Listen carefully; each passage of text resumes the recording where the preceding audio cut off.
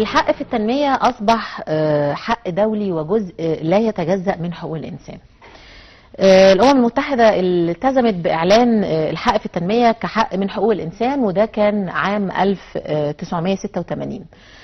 تضمنت الاتفاقيات الدولية حقوق بيجب أن تكفلها الحكومات لمواطنيها، كالحق في العمل اللائق، مش مجرد عمل وخلاص، والحماية الاجتماعية من الفقر ومن البطالة، وحقوق الأسرة وتحسين الظروف المعيشية وتأمين وضمان الصحة والتعليم وغيرها من الحقوق. ايه دور منظمات المجتمع المدني وحقوق الإنسان في تنمية المجتمع؟ هل المواطن المصري حاسس في الوقت الحالي بأن في تنمية بتحصل في المجتمع؟ هل منظمات حقوق الإنسان عندها خطة طويلة المدى لتنمية المجتمع؟ ايه اللي ممكن احنا نعمله علشان نساهم احنا كمواطنين في تنمية المجتمع؟ خلونا نعرف الخبرة من اهلها مع ضيفنا اللي مشرفنا داخل الاستوديو، اللي دايما بيسرينا باحاديثه، الدكتور اشرف الضعضع، رئيس مؤسسة الانتماء الوطني لحقوق الانسان. اهلا بيك معانا. اهلا بيك. اهلا وسهلا. في البداية عايز حضرتك تكلمنا عن حقوق الفرد. انا حقوقي ايه في المجتمع؟ طب ما هي حقوق قبالها الجهة الثانية التزامات. يعني طبعا. نقول الأول كده: حقك في الحياة، الحق في الحرية، الحق في التنقل، الحق في المأكل والمشرب، الحق في المسكن، الحق في الانتخاب، الحق في الترشح، الحق في تكوين الجمعيات والمؤسسات، الحق في التريض، الحق في الترفيه. كل دي حقوق. الحق في كل حاجة. الحق في كل حاجة، بس يا ترى مين هيدي لمين؟ مين هيديني الحق؟ هي دي الالتزامات اللي على المواطن، اللي هي الجهة الثانية التزامه بأنه يدفع التأمينات، يدفع الضرائب، يلتزم بحماية الممتلكات العامة، يلتزم بأنه الضرائب العقارية اللي بيجروا ورا الناس دلوقتي. يعني كل حاجة دلوقتي الدولة انت ملزم بأنك انت تسدد اللي عليك، والدولة كمان ملزمة بأنها تدي لك حقك. بس الإشكال إن في النص حتة رايحة كده، اللي هي حتة الفساد. مهما انت عملت ومهما الدولة عملت، الفساد في النص. كل سنة وانت طيب، مفيش تنمية. افتكر في عام 2010 كان في تقرير صدر عن الأمم المتحدة خاص بالتنمية البشرية. قال فيه بأنه المجتمع المدني قاطرة التنمية. بس الكلام ده المجتمع المدني قاطرة التنمية في أنهي دول؟ يعني في أنهي حتة؟ يعني وإيه أهم الحاجات اللي لازم تكون متوفرة للمجتمع المدني عشان يشتغل؟ الضمانات اللي لازم تكون متوفرة للمجتمع المدني. معلش اسمح لي، هي الضمانات اللي بتتوفر للمجتمع المدني بتفرق من دولة لدولة؟ لا، هي ضمانات عامة. يعني بس ان هي ضمانات بالظبط كده. بس هو الاشكال كله لما تيجي في دولة بقى تطبيق بقى. تعالي بقى في عملية التطبيق.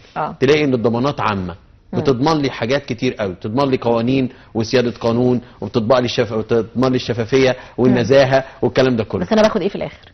ما هو لو الدولة، لو المجتمع المدني، خلي بالك من نقطة، بتنسحب. لو المجتمع المدني قوي، المنظمات غير الحكومية قوية، ولا تبقى اعتراف الدولة بدور المجتمع المدني؟ ما هو ما فيش دولة دلوقتي ما تقدرش تعترف بدور المجتمع المدني. بس الإشكالية في انه منظومة فاسدة، دولة فاسدة، مجتمع مدني فاسد، منظمات فاسدة، احزاب فاسدة، نقابات فاسدة. ده في دولة ما، يعني مش لازم تكون مصر.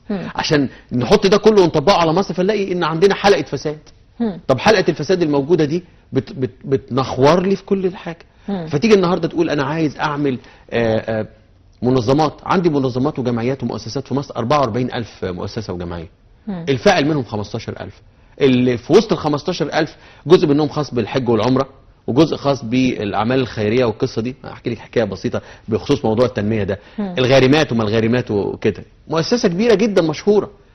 تروح تقول لهم الست دي اعملوا عنها تحريات واعملوا اللي انتوا عايزينه، الست دي غارمه واشكاليتها وهتتسجن. يقول لك وديها السجن الاول واحنا نروح نخرجها. ده كلام يتقال. اروح اوديها السجن عشان يبقى لها فيش وتشبيه، توصم بيه هي واهلها طول عمرها، وتعيش التجربه، وعيالها وتعيش التجربه، وتخش السجن تتحط على ما تخلص اجراءاتك، تاخد لها شهر ولا تاخد لها قصه، تخش جوه تتعذب العذاب ده كله عشان خاطر انها غارمه. طب ما يا اخي ارفع عنها يا اخي القصه اللي انت فيها دي. ارفع عنها اللي انت بتعمله. ايه معنى ان مؤسسات كبيره تجمع فلوس من البلد كلها ومن الدنيا كلها وهاتوا هنعمل اعمال خيريه؟ لا، وبعدين بقت موضه جدا موضوع الغارمات. يعني كل المؤسسات مشوا ورا بعض. لانه برضه عايز اقول لك على حاجه. ما هو دي اشكاليه والناس بتزعل مني، بس انا بقول الحق قدام ربنا بقى، واللي على راسه بطحه يحسس عليه.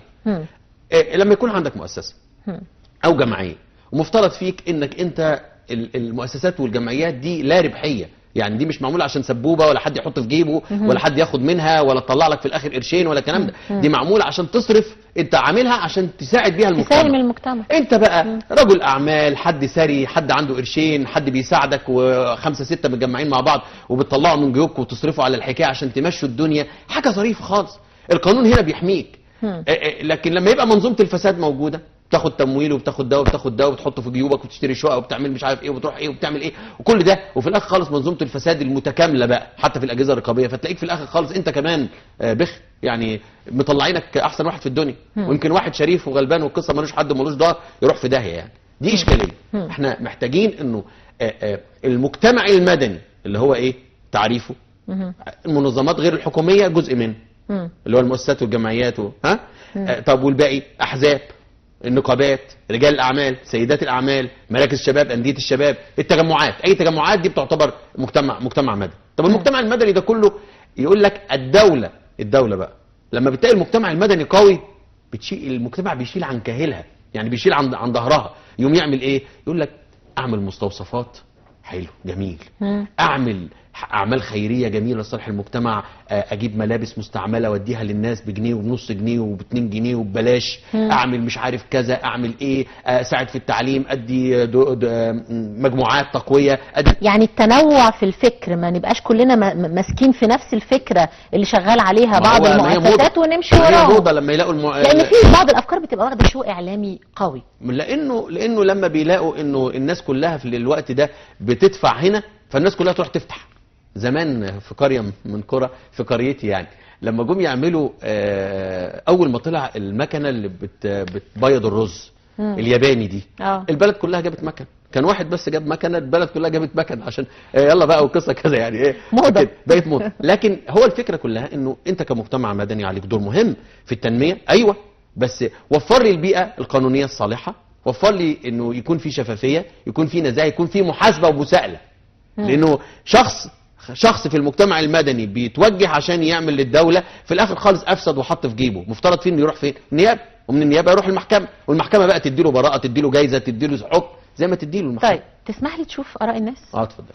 هنشوف معاكم دلوقتي تقرير عن رأي الجمهور في الشارع عن هل هم أو المجتمع المصري أو الشعب المصري حاسس بتنمية حقيقية على أرض الواقع في حياتنا وفي مجتمعنا ولا لا، وهنرجع تاني مع سيادة المستشار. خليكم معنا.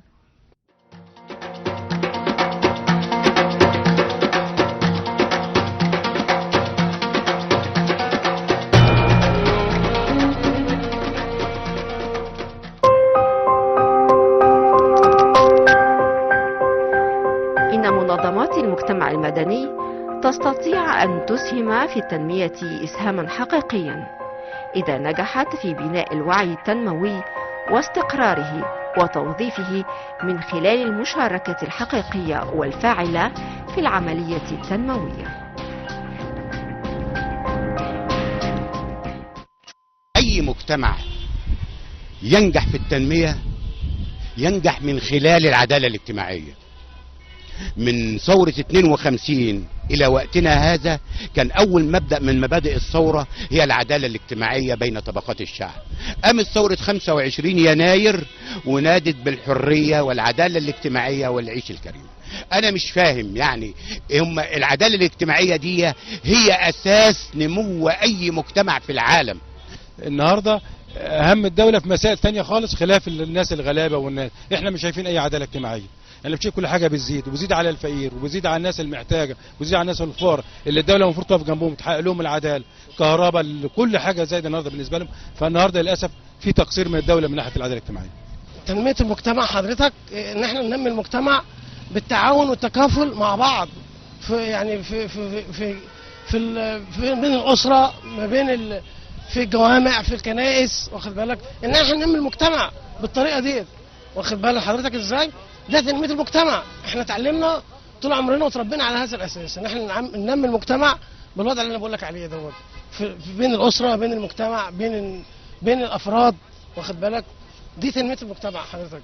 لازم كل واحد يتجه لمشروع خاص بيه او عمل معين يبتدي بيه من البدايه، وبعد كده يتطلع معاه سنه سنه لغايه لما هو ناجح في حياته. دي حاجه. الحاجه الثانيه لازم المصانع ترجع تعيد اعاده تشغيلها من الاول في التنسيق بتاعها من المصاريف الاداريه والعماله والانتاج وتوفير الكهرباء والحاجات دي. كل ده يساعد على النمو بتاع الاقتصاد بتاعنا. بالنسبه لتنميه المجتمع الدوله ماشيه على كذا محور، اللي هي دلوقتي عايزه تنمي يعني تزيد من تحسين ومستوى الدخل للفرد كمواطن مصري، والدليل على ذلك في المؤتمر الاقتصادي، تمام، ونجاح المؤتمر الاقتصادي. وبناء عليه يعني الدوله ماشيه على خطه ثابته، بس لازم المجتمع يساعد، او احنا يعني كشعب لازم نساعد في تنميه المجتمع.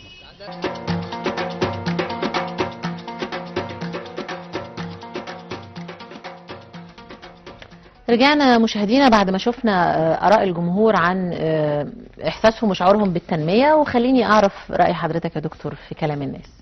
والله في كلام يعني هم بيقربوا من المعنى الحقيقة، انه انت محتاج انك تعمل تنمية مجتمع من خلال ايه؟ من خلال الكنائس، من خلال المساجد، من خلال الفرد نفسه انه يعمل مشاريع، من خلال الدولة ودورها، من خلال المؤتمر الاقتصادي، من خلال كل الحاجات دي مهمة جدا للغاية. بس ده اسمه دور الدولة ولا دور المجتمع المدني؟ الاثنين الحقيقة شركاء مع بعض. مفيش حاجه اسمها دور الدوله لوحده. الكفه الارجح لمين؟ المفروض ان الدوله، ده دور الدوله. يعني دور الدوله ده اساسي.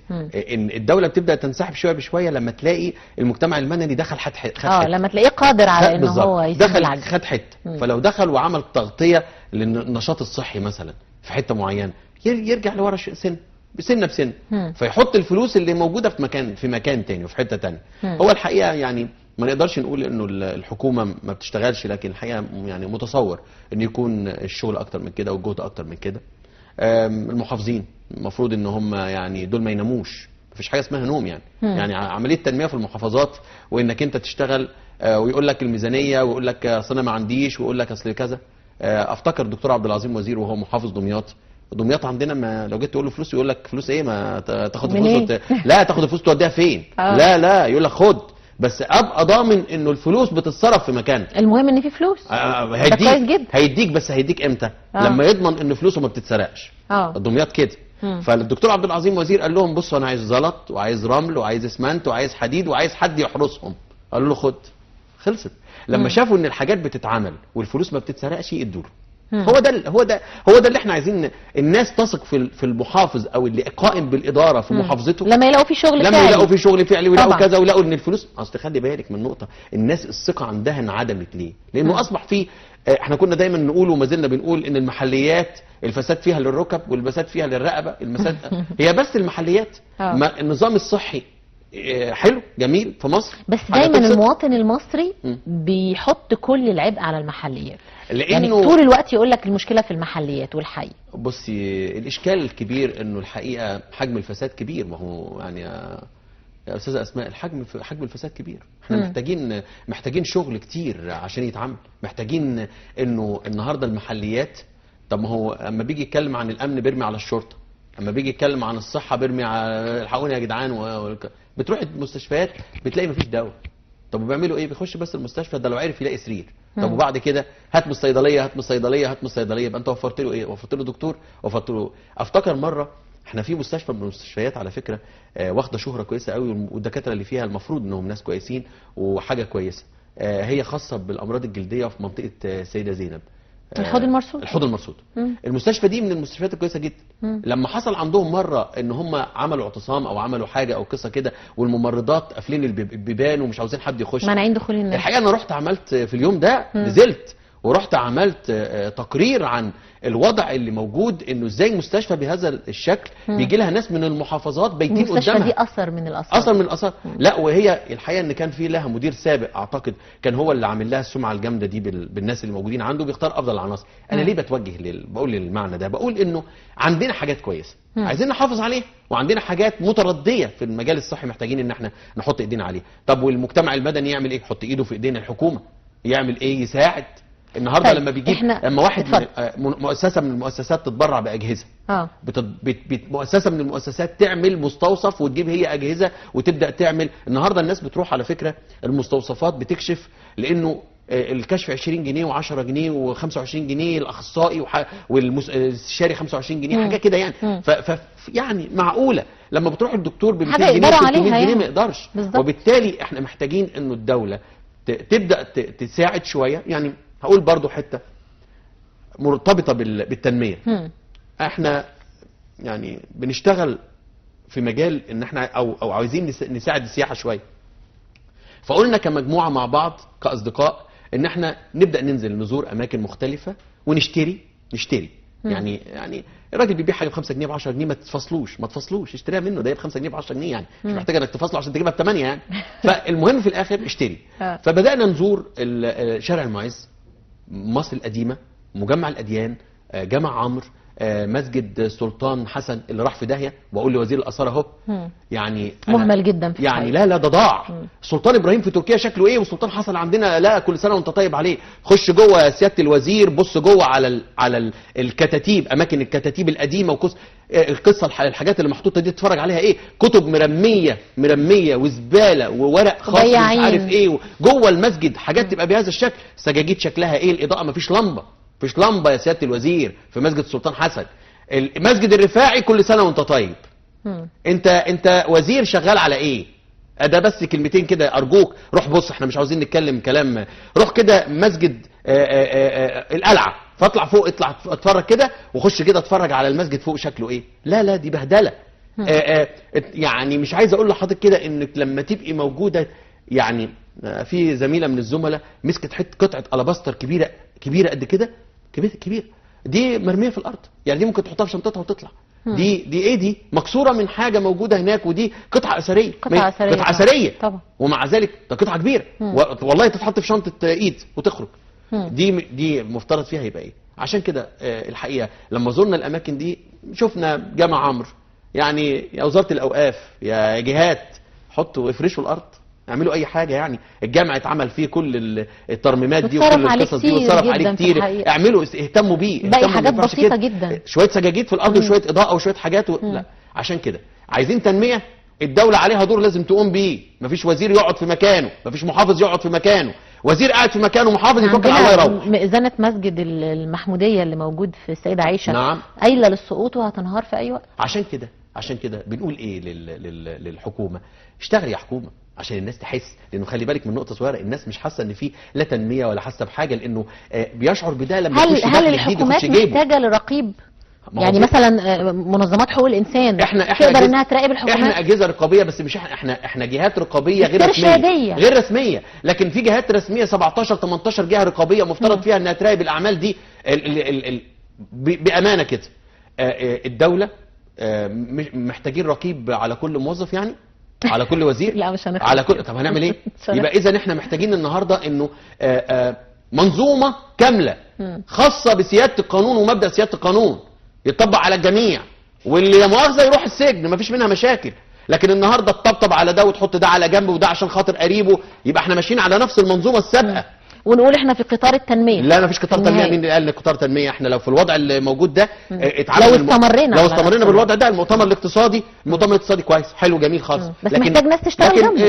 الدنيا محتاجه شغل طبعا. النهارده لما يكون رجال اعمال موجودين في مصر بيحاربوا مصر، تتخيلي رجال اعمال مفترض فيهم ما هو رجال الاعمال دول جزء من المجتمع المدني طبعا. لما رجال اعمال مهم كمان بالظبط، لما رجال اعمال يحاربوا الاقتصاد المصري ده كلام. لما تيجي تتكلمي النهارده عن منظومه متعلقه بالتعليم، كل النهارده شركه من الشركات الكبيره قال لك انا كنت بدي لكم مؤسسه كده عشان يصرفوا على اليتامى ويصرفوا على الغلابه وقصه، قام عامل هو مؤسسه وعاطي الفلوس بتاعته من عنده، عاطيها للمؤسسه بتاعته عشان هي اللي تقوم بعمليات الصرف والقصه، نوع من انواع الدعايه لشركته.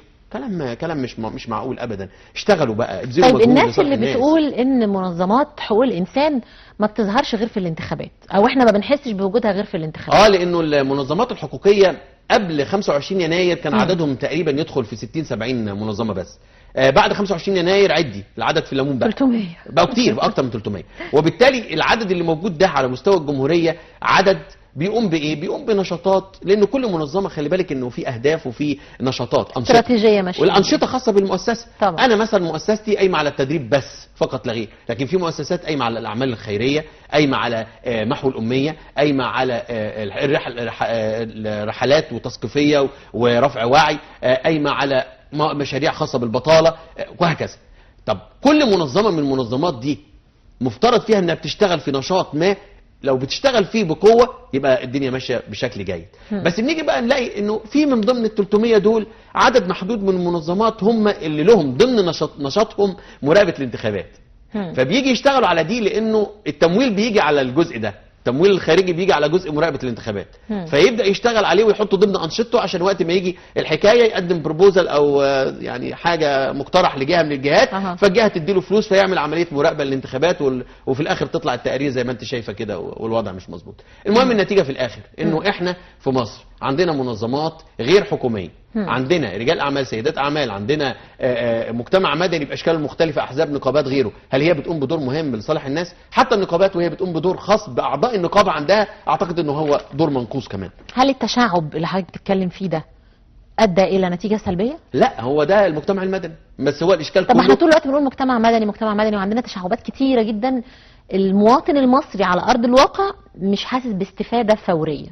لانه الحقيقه الدوله انسحبت والمجتمع المدني منسحب والدنيا ملخبطه. يعني التنظيم يبقى ازاي؟ هقول لك جمله صغيره. لما يكون جمعيه من الجمعيات بتقوم بجمع الملابس المستعمله، الملابس المستعمله دي مفترض فيها ان هي بتتوزع على مين؟ على الفقراء بالظبط، والمساكين والغلابه والبطاطين والحاجات وقصه وتدي وتاع. لا بتتباع. لما تروح تتباع ده يبقى ايه؟ طب والفلوس اللي اتباعت بيها خدتها انت بتروح فين؟ بتروح فين؟ انت جاي لك ملابس مستعمله، عملت ايه؟ كتبت في الورق عندك بانك انت وزعتها على الفقراء، ما حدش هيدور وراك يقول لك انت اديت لاني فاهم فيهم يعني. صحيح، ازاي الناس بتتبرع بهدومها دي على اساس انها تخرج للفقراء فيبيعوه، وازاي هم ياخدوها يغسلوها ويكوها فتتباع، فيقول لك البنطلون ده مثلا بدل ما هو ب 100 جنيه هنبيعه ب 40 او ب 50.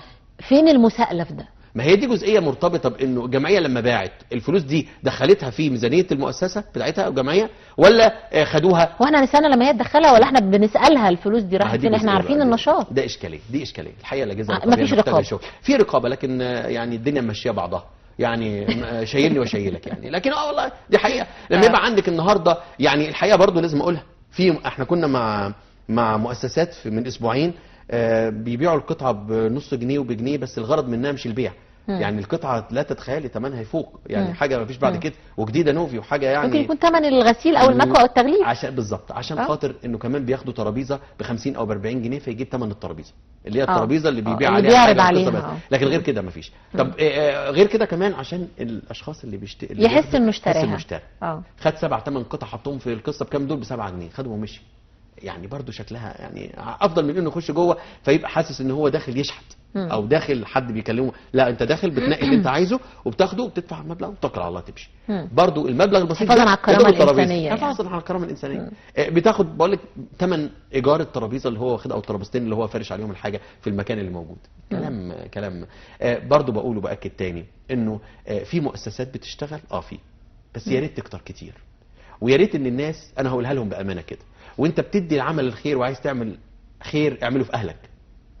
ما عندكش في قرايبك، بص في اللي حواليك الاول. ما عندكش في قرايبك حد غلبان ومسكين، لو احنا كل واحد مننا كفل اهله هيبقى في حد غلبان ومسكين. خلصت مش هنبقى محتاجين لحد يعني تاني. عندك بنت في العيله بتتجوز والقصه كذا وبتاع وعايز تساعدها، ده فل الفل. كل واحد في العيله من الاغنياء ادالها حاجه خلصت اتجوزت في ثانيه. لكن كفلنا بعضنا دي حقيقة. هو مش كل عيله فيها الغني وفيها الفقير اكيد. طب ما الناس اللي معاهم كل اللي هيعملوه بس ان هم يدوا مساعدات بسيطه. احنا بقى عندنا ازمه في ده، في ان اي حد فينا يقول لك ايه، لا انا ادي البعيد عشان القريب هيحسدني. لا لا لا لا، وهيطمع ويفضل يطلب كل شويه. اقول لك على حاجه صغيره، تعالي بس ساعدي حد منهم في جواز بنت يفضل فاكرها لك طول العمر. يفضل فاكرها لك. لو جيت النهارده عنده حد مريض تروح تدي للغرب وسايب القريب ما تديله، ما هو ده يمكن يكون هو اللي محتاج، واكيد هو اللي محتاج. يعني احنا في حد ذاتنا ممكن نبقى مؤسسات مجتمع مدني. الافراد مؤسسات متحركه.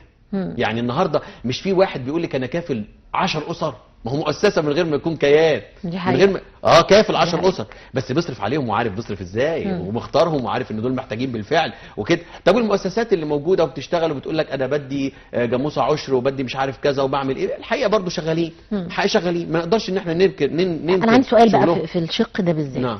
المؤسسات اللي بتدي جاموسه او بتدي مبلغ مالي مثلا عشان لتجاره خضار مثلا، بتدي 3000 بتدي 5000 وبتاخد عليهم فوائد. ده طبيعي في المؤسسات الاهليه؟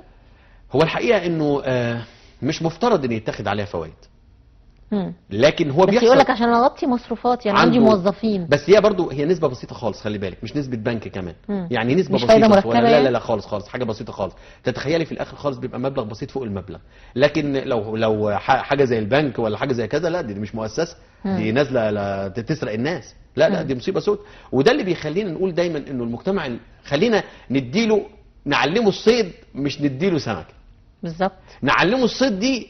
يعني انا كنت بتفرج على، يعني دايما الواحد بيتابع في الفيسبوك فبيلاقي يقول لك لما بتروح مترو او بتروح اي محل، سوري في اللفظ، يعني اي حاجه عشان ما يبقاش دعايه، اي محل هايبر ماركت كبير داخل تشتري منه، وبس هي مكتوب كده بالظبط يعني. فبيقول لك انت لو داخل بتشتري بالسعر اللي مكتوب، ما بتروحش تفاصل معاه، تحش بقك. لكن ويقول لك رابطه الكرفس دي ب 5 جنيه تاخدها، وهي بربع جنيه برضه، وهي الثلاثه بجنيه في القسط. تقوم وانت بتاخد 3 بجنيه من الست اللي قاعده بمشنه في السوق، تقول لها لا 4. لا مفيش حاجه اسمها 4. بتشطر على الغلبان يا اخي نوبك ثواب، يا اخي ما تشطرش على الغلبان. الغلبان اللي قاعد بيبيع وبيشتري بمشنه وبقصه وجايب الحاجات من ايدين الناس، ده مسكين. لازم تساعده، لازم تساعده. ده تقول اصل انا هاخدهم 4 يا عم، 4 ايه وقصه ايه و3 جنيه وقصه ايه؟ لو بيبيع البرتقال ب 2 جنيه تقول له لا انا هاخدهم 175 قرش. ايه الكلام اللي انت بتتكلم فيه؟ لازم نبقى نخلي بالنا من حته التكافل. التكافل في ايدك تدي وتساعد وتبذل اللي عندك، مش في شكل اعانه، يعني فلوس كل شويه تدي تقول لا لا لا خالص. قول له تعالى هعمل لك مشروع وهتسدده لي على كذا على كذا شهر وبدون فوائد وبدون اي حاجه خالص. يا بختك عند ربنا. انا في ست قالت لي حاجه، قالت لي حاجه في مره من المرات، قالت لي انت ما تعرفش حد مش واصل له ميه نوصل له ميه. يا بختها عند ربنا. اي والله اي والله ده حقيقه. رحنا في مره نوزع بطاطين في منطقه من المناطق. ست كبيره طاعنه في السن، موجوده في عباره عن 4 حيطان صغيرين جدا، يعني كانها تربه بس عاليه شويه، بجد حقيقه. ومحطوطه شويه خشب فوقها ومتعرشه بحته بلاستيك، بلاستيك عشان لو مطره نزلت ولا حاجه. والست دي مالهاش اهل وقاعده في المكان ده ونايمه كده، فبيدوا لها بطانيتين. تعرفي قالت ايه؟ واحده بس كفايه. يا سبحان الله. ويتحايلوا عليها ونبوس في ايديها، خدي الواحده، خدي الثانيه حاجه، تقول لا في حد تاني اولى مني، انا كده كويسه قوي، معايا واحده وانتوا اديتوني واحده بقوا 2 حلوين قوي. سبحان الله. ست كبيره في السن يعني. ده الرضا بقى، ده الرضا اللي المفروض يبقى عند الناس. في ناس تانية بيقفوا على الجمعيات ياخدوا من دي وياخدوا من دي وياخدوا من دي وياخدوا من دي، ولا انا ما خدتش وما خدتش وياخدوا ويفضلوا ياخدوا. دي اشكاليه خطيره. عشان كده احنا الحقيقه يعني وزيره التضامن الاجتماعي بتقوم بدور مهم حقيقه، لكن محتاجه انه تحط عينيها على فكره الجمعيات ودورها والرقابه، لانه ما ينفعش باي حال من الاحوال ان يبقى في الاخر خالص بنسوي ورق. ما ينفعش. الناس بني ادمين مش ورق. انا بقول للناس، كنا عاملين مبادره من كام سنه مع مدرسه من المدارس بموضوع الملابس ده، والله كانت رائعه جدا. عملنا مبادره اسمها خد هدومك معاك. كانت غريبه شويه. يعني ايه خد هدومك؟ يعني الهدوم القديمه اللي عندك المستعمله خدها معاك في اكياس او معاك في العربيه، وكل ما تبقى ماشي وتلاقي حد مسكين طلع من الشنطه اديله بايدك. واخد شنط سودا معاك في القصه، واخد ما كده تقوم مطبقه وحطه في شنطه سودا على طول. يا بختك. طب كده بذمتك ما اديتيهاش بايدك، اديتيها والحد فعلا محتاجها، حد محتاجها حقيقه وثوابها كبير. نرجع تاني للصعيد. في بنات في الصعيد والكلام ده واضح، بيلبسوا عبايتين في السنه، والعبايتين عبايتين سود، مفيش فيهم لا مطرزين ولا حاجه، عبايتين سود، لانه ما فيش فيهم صيفي ولا شتوي، ما عندهمش. هم ما عندهمش غير كده. متداريين في العبايتين دول. يعني خلي بالك، يعني البنات دول متداريين في العبايتين دول، لانه ما عندهمش حاجه تانية، ما عندهمش يجيبوا. النهارده مين يكفل مين؟ انا والله يعني لولا انه يعني ما يبقى يعني عشان ما يبقاش دعايه، في رجل محترم جدا في قنا، انا بعت له حد وربنا يبارك فيه، كتر خيره كتر خيره، لدرجه ان قال الحد اللي راح له ده عايز سكن اجيب لك سكن، فلوس خد فلوس، القصه كذا، كفاله تعليم، كفاله كامله. يعني تتخيل شخص ما شاء الله، واهل الخير ما شاء الله في مصر جدا جدا يعني. لكن خليني ارجع بيك لنقطه ثانيه. نعم. المواطن طول ما هو عارف ان هو ليه حق عند الدوله، حق التعليم وحق العمل وحق الصحه وحق حتى استنشاق هواء نقي، هو شايف ان الحقوق دي هو ما بياخدهاش كامله مكمله. ما هو في حته في النص قلناها، طول ما المواطن بيستشعر انه الفلوس بتتسرق عمره ما هيدي للدوله. كلام واضح، فساد. لا، هو طول ما هو حاسس ان الفلوس بتتسرق، طول ما هو ناقم على الدوله. ما هو ناقم ومش عايز يدي للدوله. يدي الدوله ليه؟ يقول لك ما هيدي ايه؟ هو عايز ياخد. بص لما اذكر المثال ده الناس تقعد تضحك. بس في اوروبا وفي سويسرا الشخص بيدفع 20% من مرتبه بخطره وبمزاجه، 20% من مرتبه، 23% من مرتبه، بيدفعها بخطره بمزاجه كده، عشان عارف ان كله مردود عليه، رجع له تاني. رجع له تاني في شكل صحه، في شكل تعليم، في شكل طرق، في شكل ايه، خدمات. النهارده ما تيجي على واحد بياع وتقولي له تدفع كل يوم جنيه لصالح الدوله تامينات عشان يبقى لك معاش بعد كده، يقول لك مش عايز حاجه من الدوله. يقول لك هم هيرجعوا لي، هو اللي بيروح بيرجع. مستشفى مش عارف كذا، عايزين مش عارف كذا كذا، ولا الهوا. يعني قصدي انه برضو دور المنظمات الغير حكوميه، احزاب، المفروض ان النقابات بتشيل كتير من العبء عن الدوله، لانه عندها نقابه المحامين عندها 1,000,000 وشويه، ومش عارف نقابه ايه عندها ايه، وكل ده لما يكون بيقدم خدمه صحيه صحيحه ده انت محتاج تاخد من الدوله حاجه انت كعضو في النقابه؟ لا. يبقى بالتالي عندك ايه؟ شلت عن عبء عن الدوله ولا لا؟ شلت عبء عن الدوله. ده مجتمع مدني. طب الاحزاب لو عنده بقى، لو عندنا في مصر احزاب يعني، لا مؤاخذه يعني، لا مؤاخذه، انت مش معترف؟ ما عندناش احزاب، ما عندنا احزاب خالص. لا، حتى الاحزاب الجديده كل ده الاخيره، حتى بص كل ده كان. طب عندنا حركات، عندنا كان برضه كل ده، وائتلافات وحركات. ما هو كلام الائتلافات والحركات والحاجات اللي ظهرت دي، الكلام ده مش عاوز حد يزعل. انا عايز الناس تفهم بانه احنا مش عاملين احزاب عباره عن رئيس حزب ووكيل حزب وواحد بيعمل لهم شاي وقهوه. لكن انت غير مستشعر اطلاقا بدور للاحزاب في تنميه المجتمع. بصي، للاسف الشديد انه الاحزاب عليها دور اكبر كتير من النقابات، بس للاسف مش مستشعر في مصر وما بتقومش بيه فعليا. وبالتالي نعمل ايه؟ طب نعمل ايه؟ نضربهم؟ يعني نضرب الاحزاب؟ ما هم لهمش حل. لا بس نعرفهم دورهم الحقيقي. عرفناهم وقاعدين ما هو الرد الاكلاشيه اللي كلهم بيقولوه، احنا ما عندناش تمويل، احنا بنشتغل بالجهود الذاتيه، احنا بنقدر عليه بنعمله. طيب هنعمل ايه؟ والنقابات برضه اللي بنقدر عليه نعمله. طيب والجمعيات اللي قاعده بتاخد من هنا وبتاخد من هناك وبتهبش من هنا وبتهبش من هناك، يقول لك كذا. طب والجمعيات الكويسه الجميله اللي بتشتغل فعليا، انا بحييهم. اهو لازم نقول برضه في جزء حلو في جزء مشرق طبعا، في جزء مشرق، الحكايه كلها مش سودة يعني. ففي جمعيات انا بحييها من غير ذكر اسماء كده، معروفه برضه، بتقوم بدور مهم جدا وبتعمل تنميه حقيقيه وبترفع عن كاهل الاسره. لما يكون عندك 4 عيال عايزين ياخدوا مجموعات ودروس وقصه ومفيش، وبيدي هو المجموعات ببلاش، ده حاجه كويسه جدا. طيب في جمله توجه لي جمله لجهه او لحد او لمؤسسه او يعني ايا كان انت شايف انه منوط بتنميه المجتمع ومتقاعس. الرساله هوجهها لرئيس الجمهوريه. انت الحقيقه رجل وطني، بس الاشكاليه انه ارجوك، المسقفتيه والمطبلاتيه في الزمن السابق والازمنه السابقه كانوا كتير، وفي كل الازمان. دلوقتي المطبلاتيه والمزمراتيه والرقاصين كتير قوي. يا سياده الريس، الشعب بيبص لك على انك واحد منه. عشان خاطر ربنا وعشان خاطر الشعب ده، التنميه والضرب بايد من حديد على الفساد هو اللي هيخلي المجتمع المدني يروح في طريق سليم، والدوله تشتغل صح. وكل ما يتمسك حد فاسد ويروح للمحكمه ويتسجن بما يرضي الله برضه قدام المحكمه، خش وكل حد ياخد حقه. كده نقدر نقول كده يستشعر المواطن بانه في رقابه وفي فايده، وايدينا بايديك يا ريس لو الامور ماشيه في طريقها السليم، لان احنا مطمئنين لوجودك، لانك رجل وطني. لكن اشكاليات انه في الناس بتستشعر انه المحيطين بك الان كاننا بنعيد الصوره مره اخرى. الكلام ده من القلب، زي ما انت بتتكلم من القلب يا ريس، احنا برضو بنتكلم من القلب. الناس بتستشعر بانه كاننا بنعيد الشكل والنظام السابق والاسبق واللي قبل اللي قبله بنفس الطريقه وبنفس الشكل. خليك قريب من الناس، دور على حق الفقير والغلبان بحقيقه مش بكلام. عايزين الناس تستشعر ده ويلاقي 10 جنيه في جيبه الصبح، ويلاقي مردود في النهايه. ويلاقي مردود في النهايه. تمام. بشكرك على وجودك معانا، للاسف وقتنا انتهى معاك سريعا كالمعتاد. شكرا. كان معانا دكتور اشرف الضعضع، رئيس مؤسسه الانتماء الوطني لحقوق الانسان. شرفتنا ونورتنا يا فندم. ومشاهدينا احنا لسه مستمرين معاكم على الهواء مباشره مع فقرتنا الثالثه والاخيره مع رندا شريف. خليكم معانا.